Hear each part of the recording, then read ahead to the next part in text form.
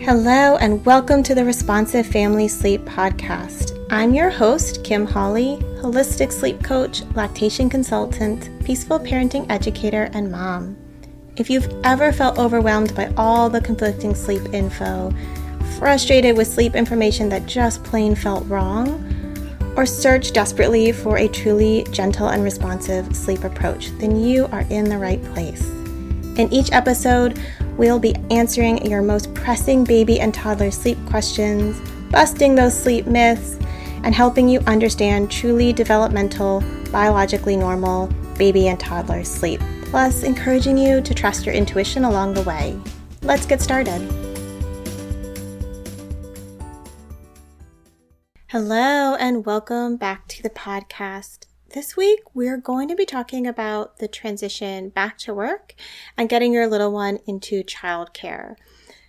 I have so many families who have so many questions about how to manage this transition, right? Like, how is it going to impact sleep? Should you be changing things ahead of time to help your little one with that transition? How do you support them through it? Well, what's it going to look like? What's the impact going to be?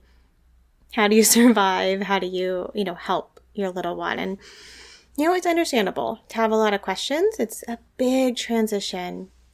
And it's not just a big transition for them, right? It's a big transition for you, like for the whole family, whether this is your first kiddo, whether you have other kiddos, right? Whether or not your partner's already back at work, whether or not are you doing a nanny share or a nanny or, a in-home daycare or like a child care center daycare.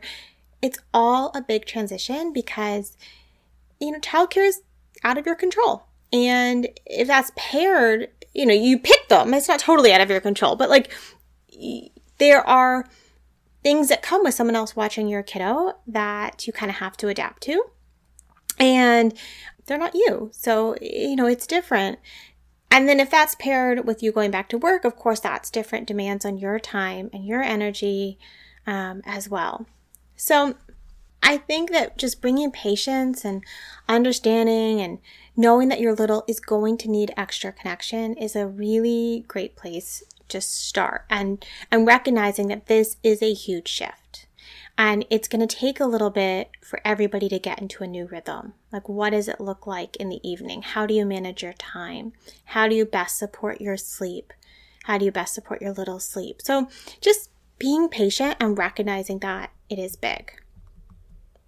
And recognizing that for most folks, right, this means suddenly your kiddo is going to be spending a lot of time away from you. And that's true even when you're working from home and have a nanny. So that's a big shift for our babies that generally want to spend all their time with us.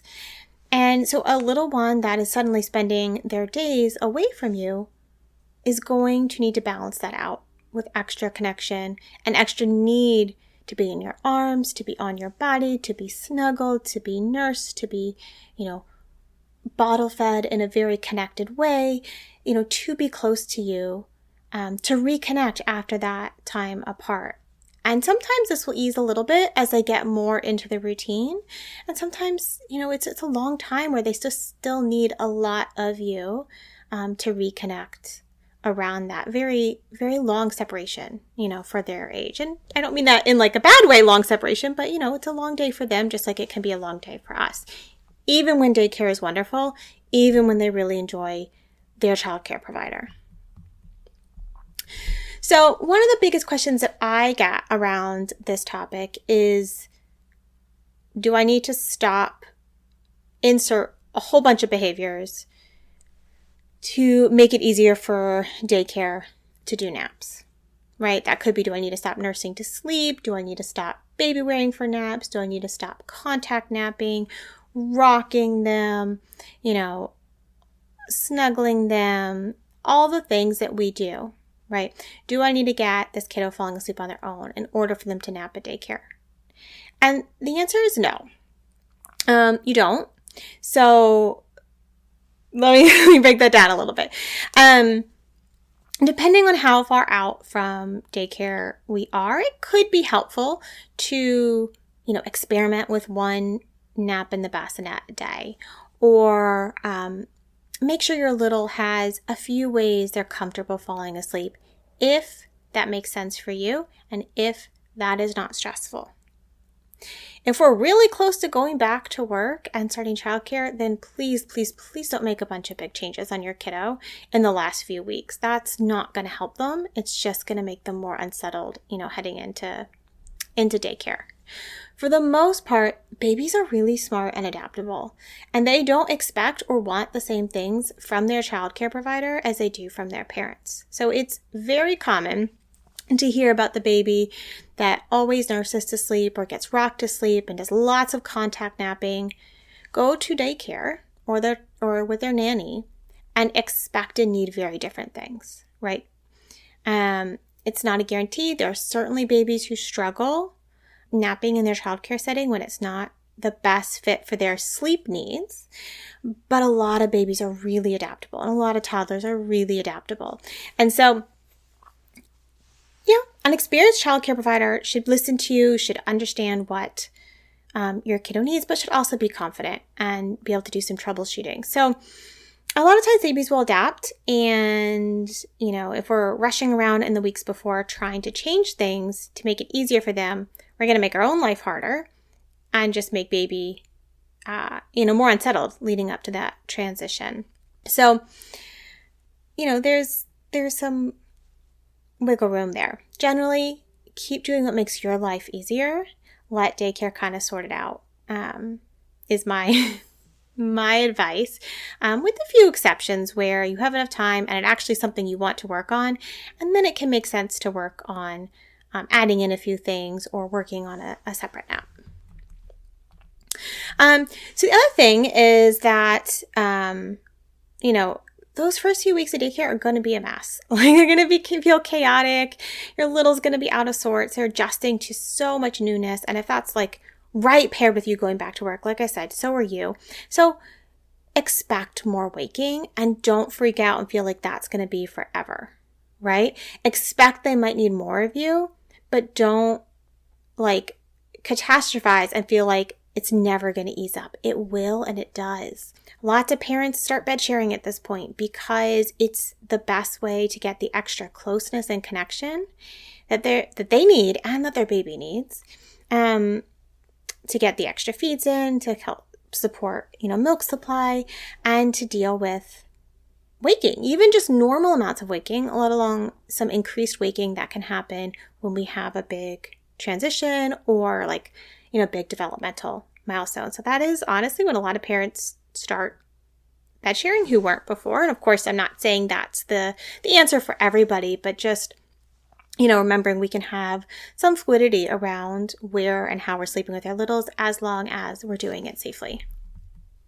Try not to make other big changes right around the same time you are headed back to work and your little starting in daycare. This kind of is along the same lines as don't start making big shifts to how you do naps just so daycare can have an easier time with naps. But it's also don't go ahead and put them in their room or, switch into their crib or decide this is the time that you're going to stop, feeding to sleep. Try not to do these things in the few weeks before or the few weeks after they've started childcare, or if they're switching childcare settings. Let's give them time to adjust to one big change before you tackle, another big change. And that's just we can very easily overwhelm our babies with too many changes, back to back to back. And sometimes we cannot avoid that, and that's okay, but we don't need to purposely, do that. It's just going to make everybody stressed, and, it's not going to be easier for you. It's not going to be an easy process. So kind of try to keep other big changes away from that.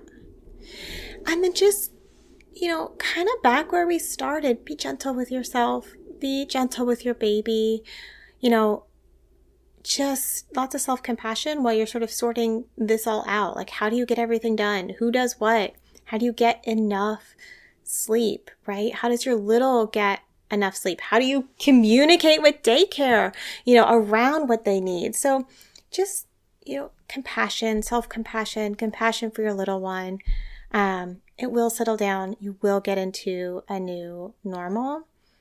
So, my best advice is do what works for you, support everyone's sleep through the process, and recognize that there may be some disruption.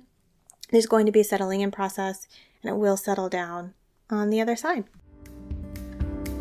Thank you for joining me today. I hope this episode left you feeling more informed, confident, and encouraged on your sleep journey. And just a reminder before you go that nothing in this episode is individualized to your specific sleep situation, nor is it to be taken as medical advice. Take what resonates, ignore what doesn't, and check with your healthcare provider about any medical concerns. Take a moment to subscribe to this podcast so that you'll never miss an episode. And take a moment to rate, review, or share an episode you love on social media. All of that helps parents just like you find me, this podcast, and this gentle and responsive sleep information. I'll see you next time.